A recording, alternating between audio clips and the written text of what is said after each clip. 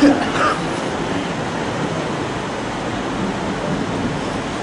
بزرگوں اور دوستوں اور ملت اسلامیہ کے نوجوانوں،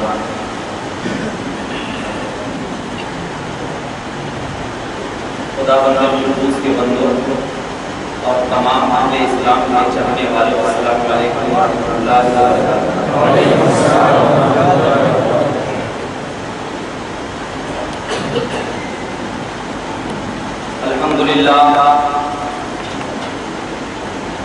الحمدللہ ولیہ والصلاة علی نبیہ وعلی آلہ واصحابہ اجمعین، اما بعد، قال اللہ تبارک و تعالی فی القرآن المجید والفرقان المبین، اعوذ باللہ من الشیطان الرجیم، بسم اللہ الرحمن الرحیم، انا انزلناه في ليلة مباركة، صدق الله مولانا العظيم، وبلغنا رسوله النبي الأمين المتين الكريم، ونحن على ذلك لمن الشاهدين والشاكرين، والحمد لله رب العالمين۔ سبحانك لا علم لنا إلا ما علمتنا إنك أنت العزيز الحكيم۔ یا الہی ہر جگہ تیری عطا کا ساتھ ہو، جب بڑے مشکل شہے مشکل کشا کا ساتھ ہو، یا الہی بھول جاؤں نزع کی تکلیف کو، شادی دیدار حسن مصطفیٰ کا ساتھ ہو، یا الہی گرمی محشر سے جب دھڑکے بدن، دامن محبوب کی ٹھنڈی ہوا کا ساتھ ہو۔ حضرات گرامی، آئیے اہل سنت کے دستور کے مطابق سلف صالحین کے طریقہ کار کو اپناتے ہوئے ہم سب کے آقا و مولا نبی آخر الزمان تاجدار انبیاء فخر رسول محمد مصطفیٰ صلی اللہ علیہ وسلم کی بارگاہ بے کس پناہ میں ہدیہ درود پیش کریں اور بآواز بلند پڑھیں، اللہم صلی علی سیدنا و شفیعنا و حبیبنا مولانا محمد بارک وسلم، صلاۃ و سلام علیک یا رسول اللہ، صلاۃ و سلام علیک یا حبیب اللہ صلی اللہ تعالی علیہ وسلم۔ حضرات، ابھی آپ بہت ادب و احترام کے ساتھ نعت نبی، ذکر نبی سے سرفراز ہو رہے تھے۔ اللہ رب العزت کی بارگاہ میں یہی التجا ہے کہ مولا ہم تمام کے کہنے اور آپ تمام کے سننے کو قبول فرمائے۔ آمین۔ سب سے پہلے یہ ہے کہ جو حضرات اعتکاف کی نیت نہیں کیے ہیں، جو ابھی آ رہے ہیں، بہتر یہی ہے کہ تمام لوگ اپنے دل میں اعتکاف کی نیت کر لیں، تاکہ اگر آپ سنتے ہوئے بھی بیٹھیں تو آپ کو اس کے سننے کا بھی ثواب ہو اور اعتکاف میں بیٹھنے کا بھی ثواب ہو اور مسجدوں کی برکت بھی حاصل ہو۔ اور ایک حدیث پاک میں سناتا چلوں، بخاری شریف کی حدیث پاک میں ہے، اللہ کے رسول صلی اللہ علیہ وسلم نے ارشاد فرمایا کہ جو شخص مسجد میں آتا ہے اور مسجد میں آنے کے بعد اللہ کی عبادت کے سوا کسی اور کی طرف دیکھتا سنتا ہے اور باتیں کیا کرتا ہے، تو اللہ رب العزت اس کی نیکی کو ایسے ہی جلا دیتا ہے جس طرح سوکھی لکڑی کو آگ میں ڈالنے کے بعد جلا دی جاتی ہے۔ تو لہذا آپ سب سے پہلے بیٹھیں تو مسجد کا ادب اور مسجد کی تعظیم کا خیال رکھیں، کیونکہ آپ جتنا ادب کریں گے، کل قیامت کے دن یہی مسجد جب بارگاہ اعزدی میں اس مسجد کو زبان دے دی جائے گی تو قیامت کے دن یہی مسجد کہے گی، مولا ایک شخص تھا جو میرے پاس ہمیشہ آیا کرتا تھا اور میری تعظیم کیا کرتا تھا، میں اس سے بہت خوش تھی، اے اللہ میری سفارش کی بنیاد پر تو اس شخص کو جنت میں داخل فرما دے۔ آج کی رات انسان جب اپنے آپ میں، اپنے دل و دماغ میں، اپنے سروکاروں میں، اپنے پیرووں میں جب گناہوں کا بوجھ لے کر خدا کی بارگاہ میں پیش ہوتا ہے اور اپنے سر کو بارگاہ اعزدی میں خم کر دیتا ہے، تو اللہ تبارک و تعالیٰ اپنے فرشتوں کو کہتا ہے اے فرشتے جب میں انسان کو پیدا کر رہا تھا تو تو نے ایک سوال کیا تھا مولا تو انسان کو کیوں پیدا کر رہا ہے؟ اس لیے کہ زمین میں جا کر کے فساد پھیلائے، زمین میں جا کر کے خون ریزی کرے۔ اے فرشتے دیکھو یہ وہی انسان ہے کہ اس کے اللہ کے مقدس نبی نے اپنی امت کے لیے کہا تھا کہ میرے امتیوں اگر اسراف میں بیٹھ کر خدا کی بارگاہ میں تم سچے دل سے اللہ کو پکارو گے تو پروردگار عالم اس سچے دل کی وجہ سے تمہاری فریادوں کو سن لے گا۔ تو اسی بنیاد پر جب اللہ کے مقدس نبی کا وہ مقدس امتی وہ اپنے نبی کی بات سن کر اللہ کی بارگاہ میں اپنے سر کو سجدہ ریز کر دیتا ہے اور اپنے آپ کو توبہ کی نگاہوں سے خدا کی بارگاہ میں جلوے الہی کو اپنے نگاہوں میں بسا لیتا ہے تو پروردگار عالم فرشتوں کی محفل میں اعلان کرتا ہے یہ وہی بندہ ہے جس کے لیے تو نے کہا تھا خون ریزی کرے گا، جس کے لیے تو نے کہا تھا آپ جھگڑا کرے گا، یہی بندہ ہے جو آج میری بارگاہ میں جھکا ہوا ہے، صرف مجھے چاہتا ہے۔ اب اے فرشتے گواہ رہنا کہ میں اسے اتنا عطا کر رہا ہوں، اتنا عطا کر رہا ہوں کہ تو میری پوری زندگی تو میری عبادت کرتا رہے اور یہ بندہ ایک رات میں پروردگار عالم کی بارگاہ میں اپنے نگاہوں کو، اپنے سروں کو، اپنے دل و دماغ کو، اپنی پوری ہستی کو مٹا کر رکھ دے گا تو قسم خدا کی تیری پوری زندگی کی عبادت اسے ایک رات کی عبادت سے بڑھ جائے گی۔ یہی بندہ ہے کہ جب انسان اپنے آپ کو خدا کی بارگاہ میں عبادت کا سرفراز لے کر نگاہوں میں عشق رسول کی محفل کو سجا کر نگاہوں میں پروردگار عالم کی عبادت کو اپنے آپ میں سجا کر جب خدا سے مانگتا ہے تو خدا بھی فرشتوں کی محفل میں اعلان کرتا ہے یہ بندہ دنیا میں پھر رہا تھا، نجی چاہت میں پھر رہا تھا، دنیا میں گھوم رہا تھا، نبی کے عشق کو لے کر گھوم رہا تھا، ملائکہ کی سرزمین پر جب یہ بندہ قدم رکھے گا تو فرشتے کہیں گے ارے اس کے قدم کو تو چومتے جاؤ کیونکہ یہ قدم کوئی عام قدم نہیں ہے، نبی کی بات ماننے والا قدم ہے، یہ ہاتھ کوئی عام ہاتھ نہیں ہے، یہ ہاتھ ایسا ہے کہ نبی کے نام پر دینے والا ہاتھ ہے، یہ آنکھ کوئی عام آنکھ نہیں ہے، یہ آنکھ تو ایسی آنکھ ہے جو نبی کی بولی کو دیکھا ہے، یہ زبان تو کوئی ایسی زبان نہیں ہے، ارے یہ زبان تو ایسی ہے جو نبی کی بولی کو دوسرے تک پہنچانے والی زبان ہے۔ جب فرشتے تمام فرشتوں کے سردار کی محفل میں جا کر اس بندے کی تعظیم کریں گے تو وہ وہی فرشتہ اپنی بارگاہ سے اس نامے اعمال کے رجسٹر کو لے کر بارگاہ عزتی میں جائے گا اور جانے کے بعد کہے گا اے اللہ یہ بندہ ایسا تھا میں نے دنیا میں دیکھا تیرے نبی کے نام پہ بٹ رہا تھا، یہ بندہ ایسا تھا میں نے دنیا میں دیکھا تیرے نبی کا چاہنے والا تھا۔ اللہ کہے گا اے فرشتے گواہ رہنا تو نے کہہ رہا ہے میں اسے نام اعمال میں لکھ دے رہا ہوں، میں ایک سوال کرتا ہوں کیا خدا کو یہ بات نہیں معلوم کہ اللہ کا وہ بندہ یہ اللہ کی بارگاہ میں اپنی سجدہ ریزی کر رہا ہے؟ نہیں معلوم تھا لیکن پروردگار عالم بھی فرشتوں کو گواہ اس لیے بنا رہا تھا۔ اے فرشتے تو اپنے آپ کو نوری مخلوق سمجھ کر اترانا نہیں، ارے یہ تو ایسا مخلوق ہے کہ اس کے دل و دماغ میں نور کی محفل سجی ہوئی ہے، اس کے آنکھوں میں نور کی محفل سجی ہوئی ہے، لہذا جب اس رات میں بیٹھو تو اس انداز سے بیٹھو کہ اپنے دل و دماغ میں نوری چراغ اس طرح جلا لو کہ وہ چراغ کبھی بجھنے نہ پائے اور اس کا انداز کبھی ایسا دھیما نہ ہونے پائے کہ کسی ایسے غیروں کی باتوں کو سن کر اس چراغ میں ایک ایسا مثال پیدا ہو جائے جو مثال کے ہمارے لیے نمونے عمل ہو۔ اسی وجہ سے ہم تمام یہ تمہید میں اس لیے باندھا تاکہ آپ کو یہ بات معلوم ہونی چاہیے کہ ہم یہاں پر بیٹھے کس لیے۔ ہر ایک انسان بیٹھتا ہے۔ اس سے پہلے والی رات جو شب معراج آئی آپ نے مجھے سنا، مجھے جانتے بھی ہیں، پہچانتے بھی ہیں، آپ کی نگاہوں کے سامنے رہتا بھی ہوں، لیکن جب انسان اپنے آپ میں، اپنی نگاہوں میں اور اپنے اندر اگر ملکوتیت کی پاور حاصل کرنا چاہتا ہے تو وہ انسان نہیں بلکہ عالم ملکوت کا سردار بنا دیا جاتا ہے۔ اور یہ ملکوتیت کی پاور جو حاصل ہوتی ہے نا حقیقت میں اسی شخص کو حاصل ہوتی ہے جس کے دل میں اللہ کے رسول کا عشق موجود ہوتا ہے، ورنہ اسی لیے ہم بولتے ہیں کہ ہمارے جماعتوں میں ولیوں کے سردار بھی ہیں اور ولیوں کے رہنما بھی ہیں. جیسے ولیوں کے رہنما حضرت خضر علیہ السلام اور ولیوں کے سردار حضرت غوث اعظم عبد القادر جیلانی. آپ نے کیوں کہتے ہیں ولی؟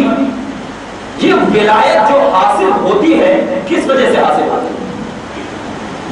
ولایت کا حصول صرف اس وجہ سے ہوتا ہے کہ کوئی ایک ادا اللہ کو پسند آ جائے، ولایت عطا ہو جائے.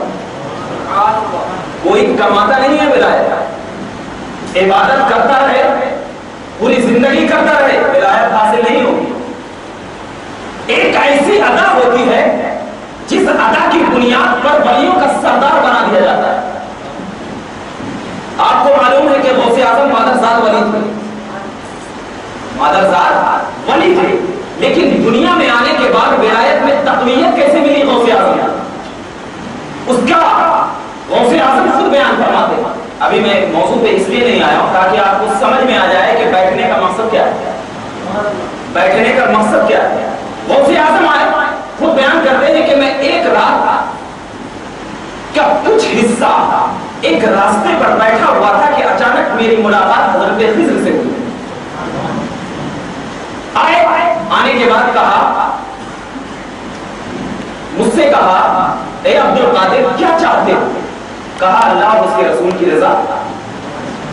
دیکھیے اگر ہم لوگوں کو پوچھا جاتا کیا چاہتے ہو، سب سے پہلے بولتے ہیں 1 لاکھ روپے لا کر کے دے دو تاکہ میں اپنے گھر میں خرچی لا کر دے.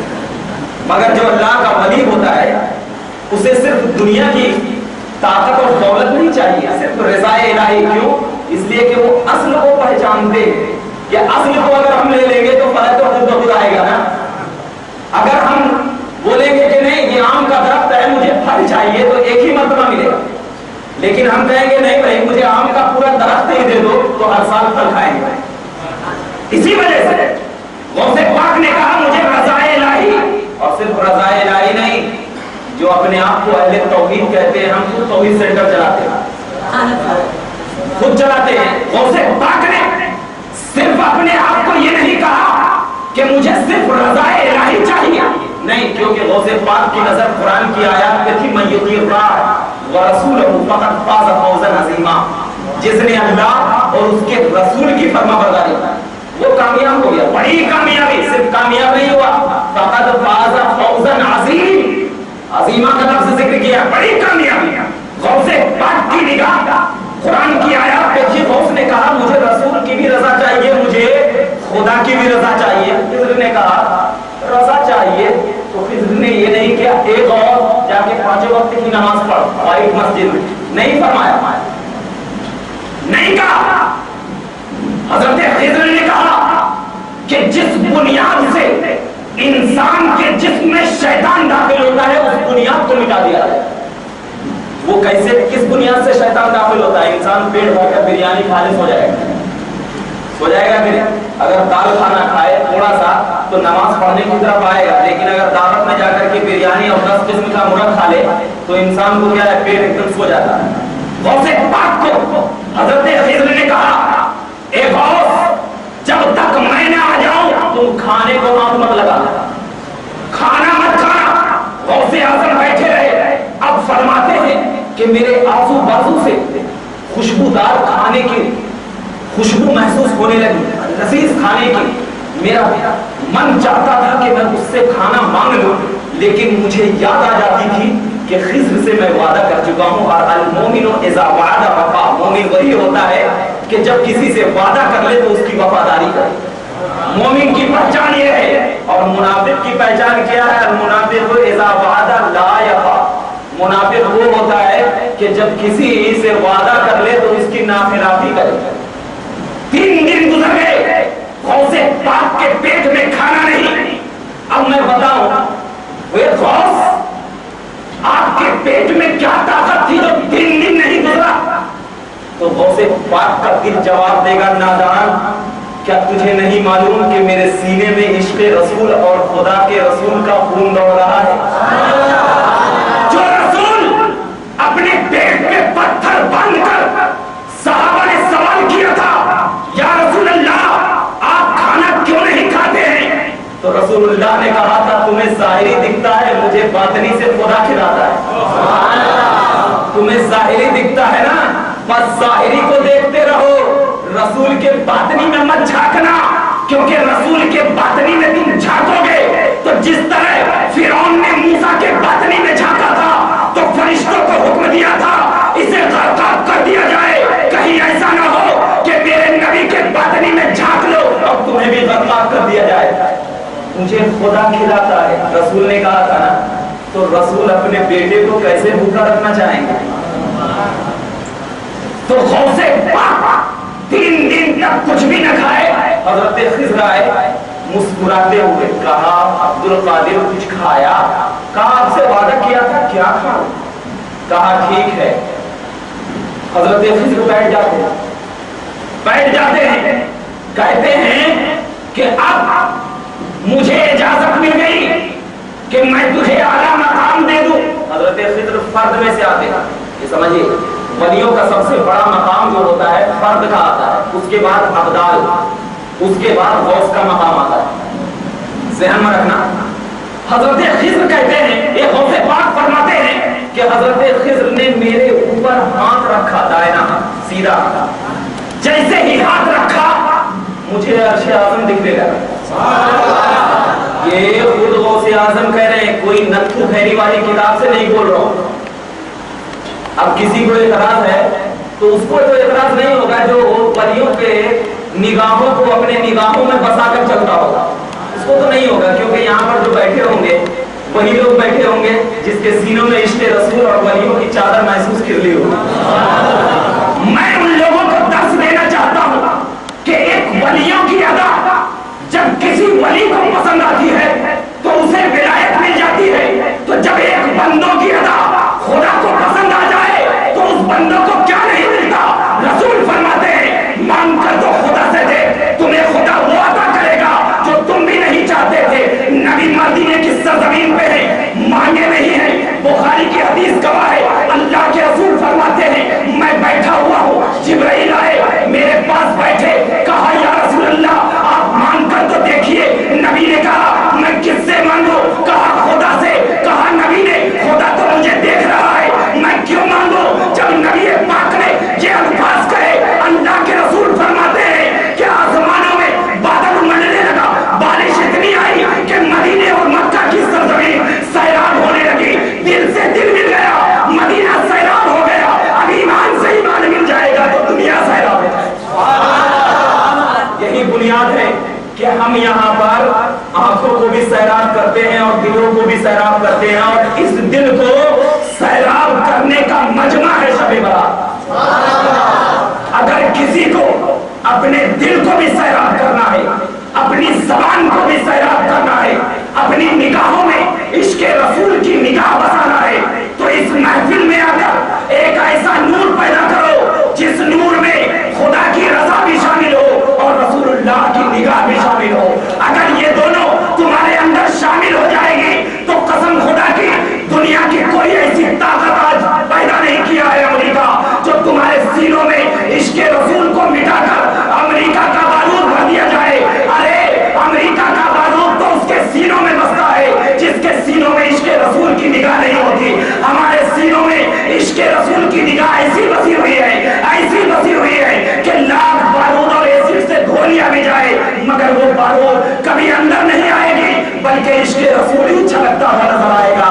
اگر سینہ کو چیرنا ہے تو حضرت قطب الدین بختیاری کراچی کے سینے کو دیکھو۔ پوچھا گیا کہ جب انتقال کر گئے تو حضرت قطب الدین بختیار کراچی کے سینوں میں لا الہ الا اللہ محمد رسول اللہ لکھا ہوا تھا۔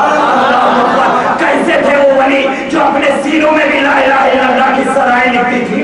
حضرت اورنگزیب عالمگیر کا ایک واقعہ ہے جو فتح عالمگیری میں لکھا ہوا ہے کہ حضرت اورنگزیب عالمگیر علیہ رحمۃ اللہ دہلی کی سرزمین پر ایک اللہ کے ولی کو یہ فرماتے ہوئے دیکھا، کہا پڑھو لا الہ الا اللہ محمد رسول اللہ، پڑھو لا الہ الا اللہ محمد رسول اللہ۔ تو اس ولی نے کہا کہ میں صرف لا الہ الا اللہ پڑھوں گا، محمد رسول اللہ نہیں پڑھتا۔ اورنگزیب نے کہا کہ میں اندر جا رہا ہوں، اگر میں باہر آئے تم نے لا الہ الا اللہ نہیں پڑھا اور محمد رسول اللہ پورا کلمہ نہیں پڑھا تو قتل کر دوں۔ اندر گئے، جانے کے بعد جب باہر آئے دیکھا کہ وہ وہی لا الہ الا اللہ ہی پڑھ رہا۔ حضرت اورنگزیب عالمگیر شریعت کے بہت پابند، کیونکہ شریعت میں اگر کوئی کہے لا الہ الا اللہ پڑھوں گا محمد رسول اللہ نہیں پڑھوں گا تو وہ کافر ہے، مفتی اس کو کفر کا فتویٰ لگا دے گا۔ لیکن ان لوگوں کو کیا معلوم ولایت کیا ہوتی ہے اور شریعت کیا ہوتی ہے؟ معلوم ان کو ہوتا ہے جس کے اندر شریعت کا بھی علم ہو اور ولایت کا بھی علم ہو۔ حضرت اورنگزیب عالمگیر علیہ رحمۃ و رضوان شریعت کے پابند آئے اور تلوار سے حملہ کر دیا۔ جیسے ہی خون زمین پر گرا اس خون نے اپنے آپ سے لا الہ الا اللہ لکھا چلا گیا، لا الہ الا اللہ لکھا چلا گیا۔ حضرت اورنگزیب کہتے ہیں کہ میں نے دیکھا اور اپنی کانوں سے سنا کہ اس خون سے بھی لا الہ الا اللہ کی آواز آ رہی۔ پھر اس کے بعد حضرت اورنگزیب عالمگیر علیہ الرحمہ نے سنا کہ وہ ولی جس کو قتل کر دے گا، اس ولی نے حضرت اورنگزیب عالمگیر علیہ رحمۃ و رضوان کے کانوں میں کہا، اے اورنگزیب جس کی دعوت لا الہ الا اللہ تک نہ ہوئی ہو ابھی تک، وہ محمد رسول اللہ کیسے پڑھ سکتا ہے؟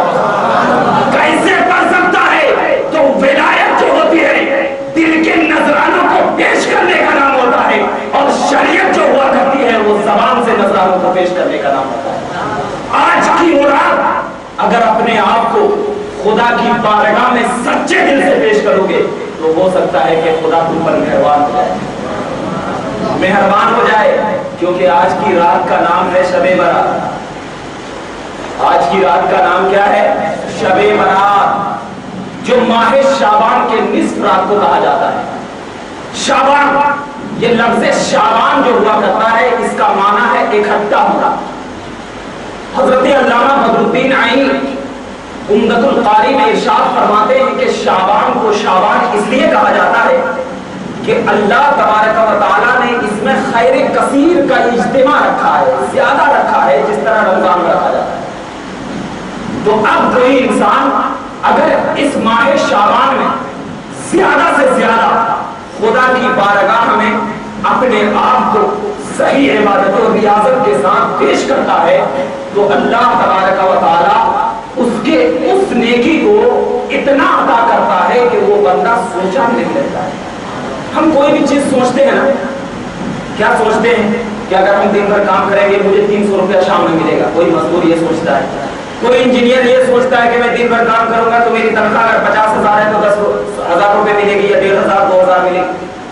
مطلب اپنے دن کا حساب کیلکولیٹ کر لیتا ہے کہ مجھے اتنا ملے گا۔ انسانی عقل ہوتی ہے جو سوچتا ہے، لیکن اللہ کے رسول فرماتے ہیں کہ اس رات میں بندے اس طرح ہونا چاہیے کہ اپنی نگاہ آسمان کی طرف، اس طرح ہو اپنی نگاہ آسمان کی طرف، کیونکہ اللہ کے رسول کا یہ فرمان تھا۔ حضرت عائشہ فرماتی ہے نسائی شریف ابن ماجہ کتاب الصوم کی حدیث پاک میں کہ جب نبی پاک صلی اللہ علیہ وسلم جنت البقیع تشریف لے گئے تو حضرت عائشہ کہتی ہے میں بھی پیچھے پیچھے چلی، دیکھتی کیا ہوا کہ نبی پاک صلی اللہ علیہ وسلم اپنے چہرے مبارکہ کو آسمان کی طرف کیے ہوئے ہیں، اور کرنے کے بعد کیا کہہ رہے ہیں؟ یہ الفاظ ہے موجود جو کہتے ہیں کہ ایصال ثواب پہنچانا شرک اور بدعت ہے۔ ان کو یہ حدیث اپنے ذہن میں گانٹھ باندھ لینی چاہیے، تاکہ اور ایسی گانٹھ باندھنی چاہیے کہ کبھی وہ کھلے نہ۔ اللہ کے رسول حضرت عائشہ ہیں فرماتی ہیں کہ میں نے نبی پاک صلی اللہ علیہ وسلم کی زبان مبارکہ سے سنی، جب معراج کی بات آتی ہے تو عائشہ کی روایت مانتے ہیں، اور جب ایصال ثواب کی بات آتی ہے تو اپنے امام الوہابیہ کی بات مانتے ہیں۔ کہاں گئے وہ صحابیوں میں صحابہ؟ کہاں گئے؟ ارے حضرت عائشہ فرماتی ہے میں نے اپنے کانوں سے سنا کہ نبی پاک یہ ارشاد فرمائے ہیں، اے اللہ تمام شہدائے قبر کو، جتنے بھی شہید ہوئے ہیں قبر جنت البقیع میں جتنے بھی شہید ہیں ان کو تو بخش دے، اور اس کے علاوہ جتنے بھی قبر میں مردے آرام فرما ہیں یا خدا اس کو تو بھی بخش دے، اور جتنے بھی مسلمان مومن میرے امتی ہیں اے خدا ان تمام کی مغفرت فرما۔ اس حدیث پاک سے دو چیز واضح عقیدہ ملا، ایک تو یہ عقیدہ کہ قبر پر جانا رسول کا طریقہ ہے، ایک عقیدہ، اور خاص کر شب برات کی رات میں، شب برات کی رات میں قبر پر جانا کیا ہے؟ اللہ کے رسول کی عادت کریمہ ہے، سنت ہے۔ اسی لیے علماء فرماتے ہیں کہ اس رات زیارت قبور کرنا مستحب ہے۔ زیارت قبور یعنی قبر کی زیارت کرنا اس رات مستحب ہے۔ اور دوسرا یہ ہے کہ اپنے بھائیوں کے لیے، اپنے بڑوں کے لیے، اپنے چھوٹوں کے لیے، اپنے بزرگوں کے لیے مغفرت کی دعا کرنا یہ رسول اللہ کا طریقہ ہے۔ اب جو لوگ کہتے ہیں کہ ثواب نہیں پہنچتا ہے، ثواب نہیں پہنچتا ہے، تو کیا رسول اللہ کو یہ بات معلوم نہیں تھی کہ میں چپکے تو خدا سے مانگ رہا ہوں، کیا اس کو ثواب پہنچایا؟ رسول اللہ نے پھر کیوں کہا ہے مردے کو مرنے کے بعد اس کے اعمال بند کر دیے جاتے ہیں؟ یہ حدیث پاک ہے کہ جب کوئی انسان مر جاتا ہے تو اس کے نامہ اعمال بند کر دیے جاتے ہیں، اب وہ کچھ بھی نہیں کر سکتا۔ یہ حدیث پیش کرتے ہیں کہ اگر ثواب پہنچتا تو پھر اس کے نامہ اعمال کو کیوں بند کر دیا جاتا؟ تو پھر نبی پاک کو یہ بات معلوم نہیں تھی کہ مرنے کے بعد جب نامہ اعمال بند کر دیے گئے تو میں کیوں ثواب پہنچا رہا ہوں اس مردے کو، کیوں پہنچا رہا ہوں؟ نبی پاک کا ہر ایک عمل ہمارے لیے قابل عمل ہے، یہ بات تو بالکل محسوس ہونا چاہیے۔ جب قابل عمل ہے تو نبی نے ثواب پہنچایا نا مردوں کو۔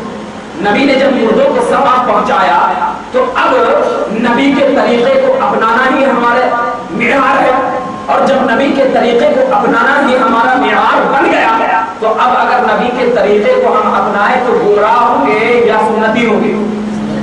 سنتی ہوں گے نا؟ گمراہ ہوں گے یا سنتی ہوں گے؟ اب گمراہ کون ہوں گے؟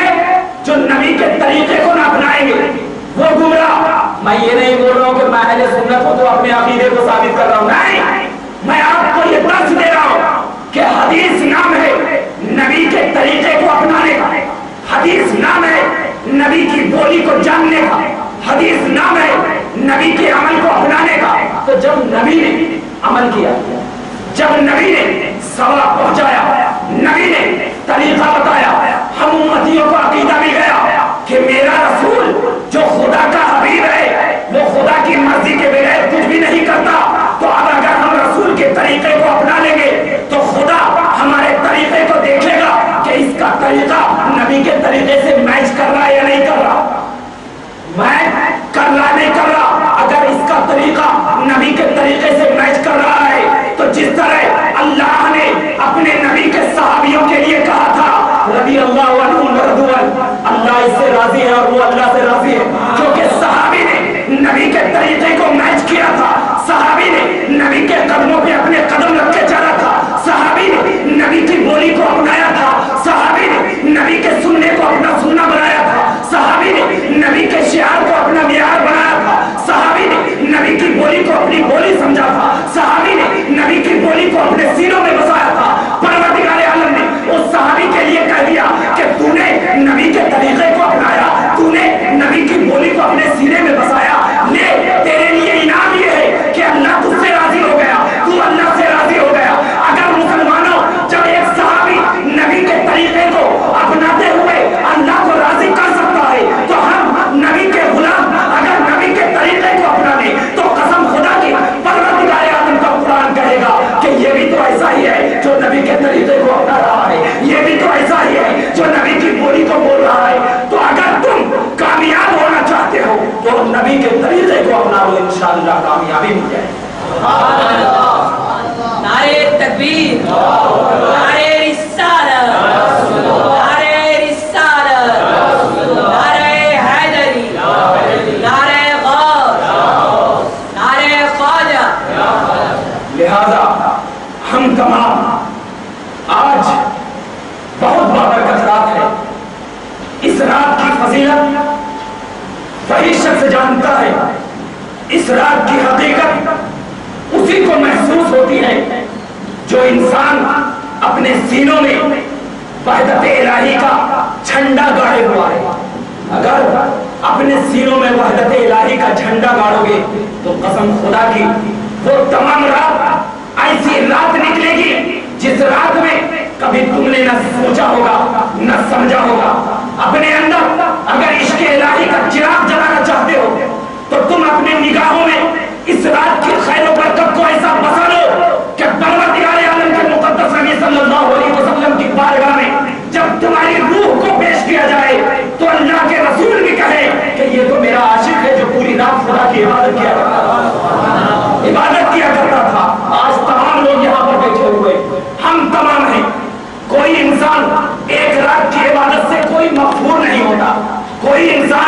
एक रात की इबादत से अपने आप को जन्नती नहीं बना सकता। अगर अपने आप को जन्नती बनाना है तो सबसे पहले इस रात में तौबा करो। तौबा करो किस तरीके से कि अल्लाह मैंने आज से पहले जितने भी गुनाह किए मैं तेरी बारगाह में सच्चे दिल से तौबा करता हूं। क्यों? इसलिए कि बारात है, छुटकारा है, खुदा ने छुटकारा दिया है। किस बुनियाद पर? कि तुम खुदा की बारगाह में अर्जी को पेश करके देखो। खुदा को तुम इतना तो रहीम समझते हो कि खुदा तुम्हें माफ कर दे।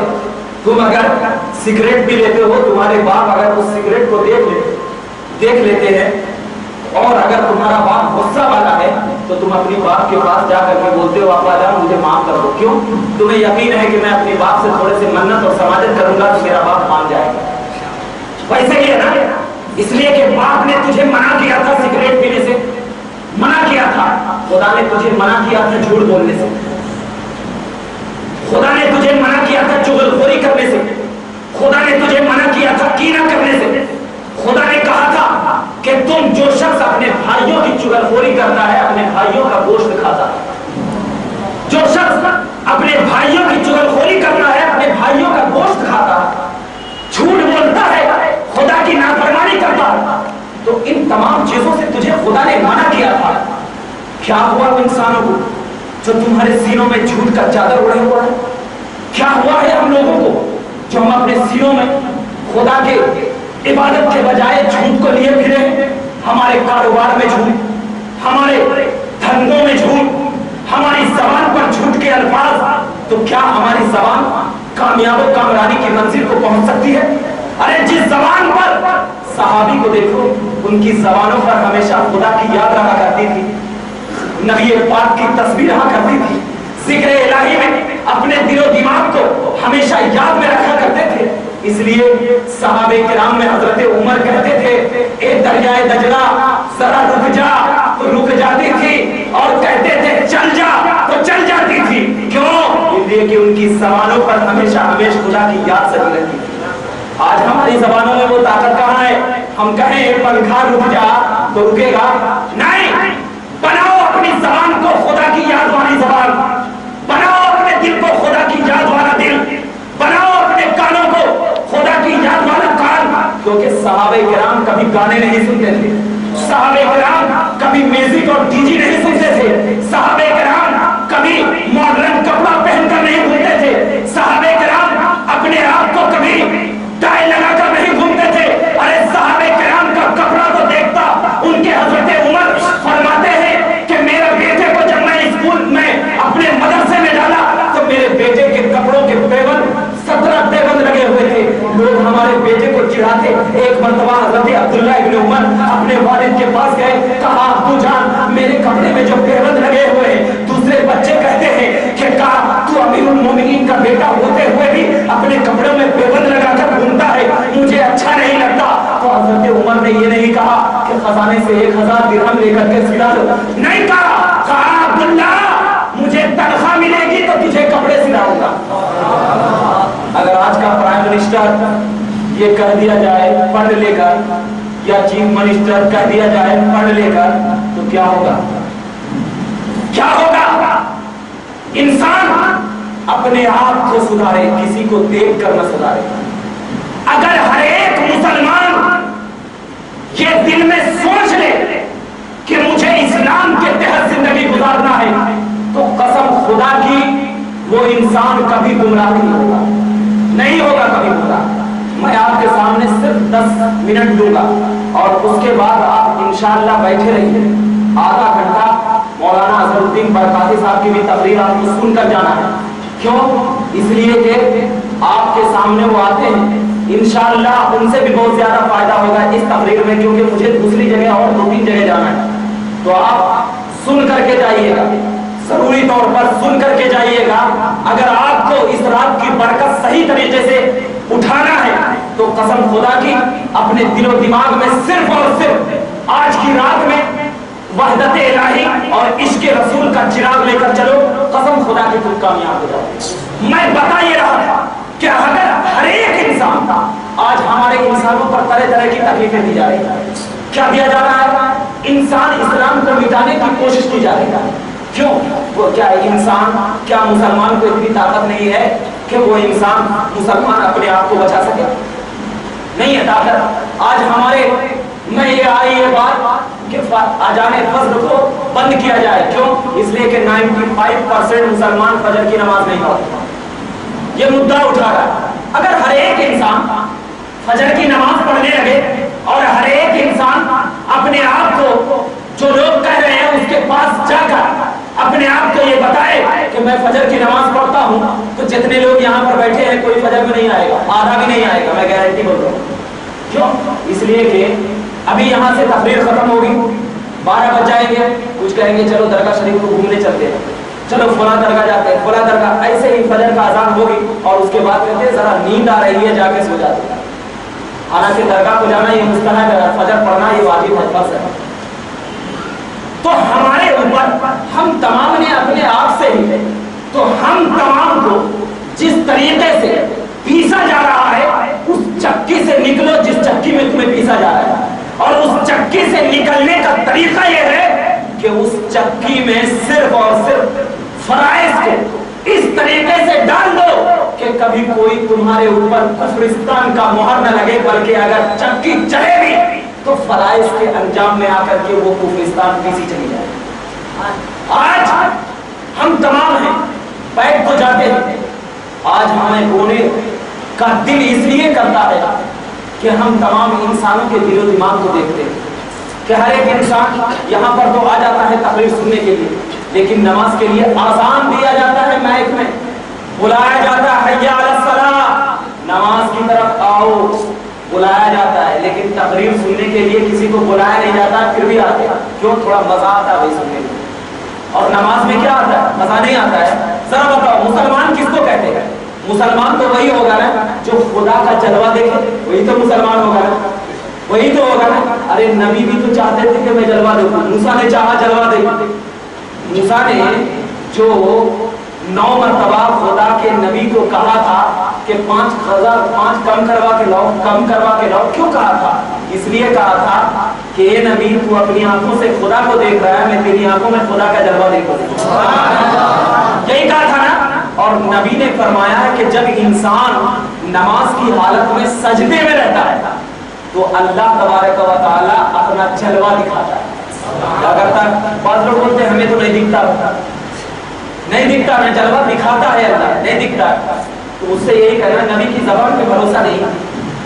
نبی کہہ رہے ہیں دکھاتا ہے، تمہاری آنکھ میں طاقت نہیں جو تم دیکھ رہے، دکھاتا ہے. ہو سکتا ہے تم ریگولر نماز پڑھتے رہو اور تمہیں خدا کا جلوہ دکھ جائے، جیسے کہ امام اعظم کو 360 مرتبہ خدا کا جلوہ دکھا. کیوں؟ اس لیے کہ امام اعظم نے اپنے پیر سے لے کر کے سر تک کبھی خدا کی نافرمانی نہیں کی، پروردگار عالم نے 360 مرتبہ اپنا جلوہ دکھا دیا. تو آج صرف بیٹھ کر خدا کا ذکر کرنا عبادت تو ہے، لیکن خدا کے ذکر میں اپنی زندگی کو گزار دینا یہ اور عبادت. تو لہذا مسلمانوں اپنے آپ کو اگر سچا پکا اس رات کی خیر و برکت صحیح طریقے سے ادا کرنا چاہتے ہو تو زیادہ سے زیادہ قضائے عمری پڑھو. میں بار بار کہہ رہا ہوں قضائے عمری پڑھو، نفل کی طرف مت بھاگو، کیونکہ جس کے ذمے میں قضا ہوا کرتی ہے نا وہ نفل لاکھ پڑھتا رہے نفل قبول نہیں ہو. اور دوسری چیز یہ ہے کہ آپ کو نفل اس لیے پڑھا جا رہا ہے، آپ سوچتے ہیں کہ صلاۃ التسبیح اگر پڑھیں گے 100 رکعت تو مجھے 1000 سال کی گناہ معاف کر دیے جائیں گے. بالکل صحیح ہے، بالکل حق ہے، مگر رسول اللہ نے فرمایا جس نے ایک وقت کی نماز چھوڑ دی وہ شخص کافر ہے. جس نے جان بوجھ کر ایک وقت کی نماز چھوڑ دی وہ شخص کیا ہے؟ کافر ہے. اب ذرا بتاؤ ہم تمام لوگ یہاں پر جتنے بیٹھے ہوئے ہیں سچے دل سے بتاؤ کہ ہم تمام لوگوں کے صحیح ایمان ہوگا، اور جب ہمارے سینوں میں صحیح ایمان نہیں ہوگا تو ہم لوگ کیسے تصور کریں گے اپنے آپ کو ایمان والا؟ تو ایمان والا اگر صحیح تصور کرنا ہے تو آج سے یہ تہیہ کرو کہ انشاءاللہ تبارک و تعالی نماز کی پابندی کریں گے انشاءاللہ. آواز آنی چاہیے انشاءاللہ تبارک و تعالی. اور میں نے آپ کو کہا ہے کہ المومن اذا وعد وفا، مومن وہ ہے جب وعدہ کرے تو وعدہ خلافی نہ کرے. اور آپ خدا کی بارگاہ میں منبر رسول کے سامنے بیٹھ کر خدا کی بارگاہ میں جب وعدہ خلافی کریں گے تو آپ اس کا بھی وہی سن لو کہ اللہ فرماتا ہے کہ اس انسان کو